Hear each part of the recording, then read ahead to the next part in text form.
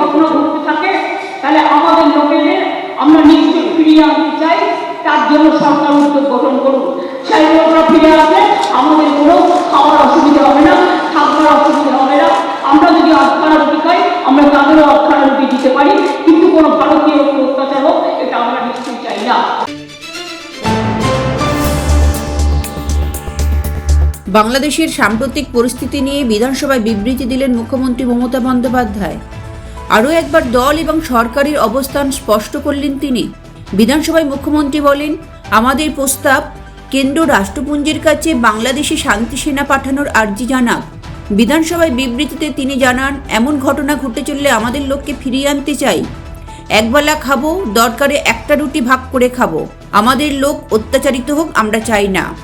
আমি একটা কথা পরিষ্কারভাবে বলতে চাই আজকে হাউস থেকে, আশা করি সবাই আমরা একমত, কোনো ধর্ম, কোনো বর্ণ, কোনো জাতি, সে যে দেশে যে প্রান্তরেই হোক না কেন, যদি অত্যাচারিত হয় আমরা তার নিন্দা করি এবং আমরা মনে করি যে বাংলাদেশ একটা স্বাধীন রাষ্ট্র, তাদের সম্মান তাদের কাছে নিশ্চয়ই আছে। তারা ভালো থাক, সুস্থ থাক, তারা সুন্দর থাক, তাদের শান্তি ফিরে আসুক, নিশ্চয়ই আমরা চাই।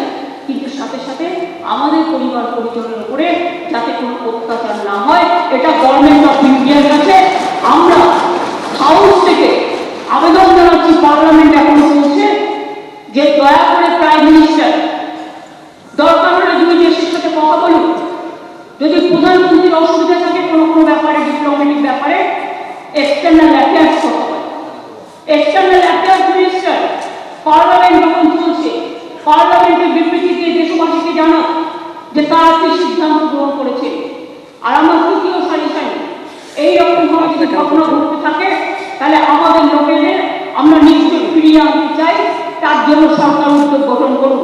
সেই লোকরা ফিরে আসলে আমাদের কোনো খাওয়ার অসুবিধা হবে না, থাকবার অসুবিধা হবে না।